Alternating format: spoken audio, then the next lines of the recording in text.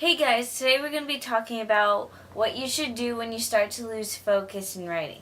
Sometimes when you write, you come to love one part of the book more than the other, so you put all your effort and time into that one part, and it's really great, but then the rest of the book is okay. And okay isn't good when you want to get published. As far as losing focus, I'm an expert in this area because I always lose focus when I'm writing.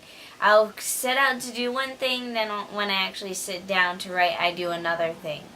And a way to avoid this from happening, because sometimes it's not always good and you don't want it to happen, is to write an outline. Now I'll link two different videos right here next to me. They're both videos where I talked about outlining in the YA Ink series. So go ahead and click those. It'll bring you up to a fresh new window so you won't lose your spot in this one. One of my worst qualities of writing is that I have a really bad habit of starting to write a novel, dropping it for a few months at a time, and then going back to it. So when I go back to it, my ideas are different and I've changed, and what I want this story to be has changed.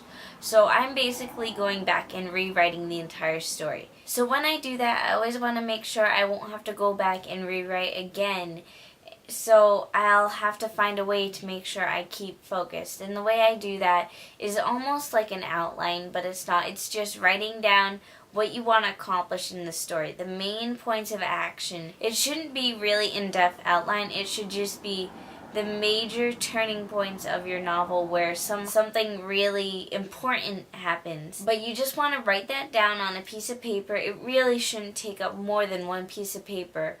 But that way you have it there so you can reference it later. You can look at it on the days where you're kind of stuck and be like, okay, yeah, that's what I want to do with this book. Don't be afraid to explore your story. Find out all the different twists and turns that the characters may face. Don't limit yourself to the original idea you had for the novel. Even if your original idea was to write some high action story, and then as you sit down to write, it becomes more of an emotional journey. There is still action there, but now it's really more meaningful to you. You don't have to tell yourself, no, I have to write an action story because that's why my original intents were. No, do whatever feels right. Sometimes when you're writing, you think losing your focus will be a bad thing, but it's not always.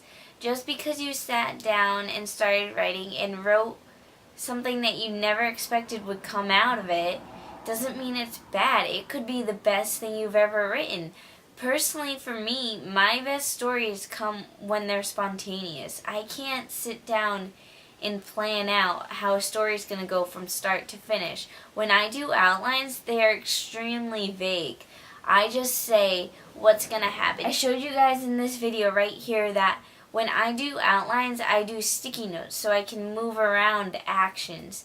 And each of those sticky notes probably covers a span of a few chapters maybe. And sometimes I just take a sticky note and throw it away because now it doesn't go with the story. I found something better that works. And you can always add sticky notes. You can move them around. That's why I personally find using a poster board and adding sticky notes is the best way to do it. That's why I have a huge stack of sticky notes this big on my desk. You should always be open to change. Let your story flow out of you. The first draft isn't about making it perfect. It's about getting that story down. The second draft is about finding focus. You make sure your story isn't jumping all over the place and that it's making sense and that the scenes in there are important to the novel because you don't want useless scenes. Each thing you should be writing should be important. And always, always remember, you are writing for yourself. You aren't writing for anyone else. Do what feels right for the story. Most of all in this video, I want to talk about the fact that losing focus isn't a bad thing. In fact, if you ask me, it's probably a good thing because for me, that's where the best ideas come from.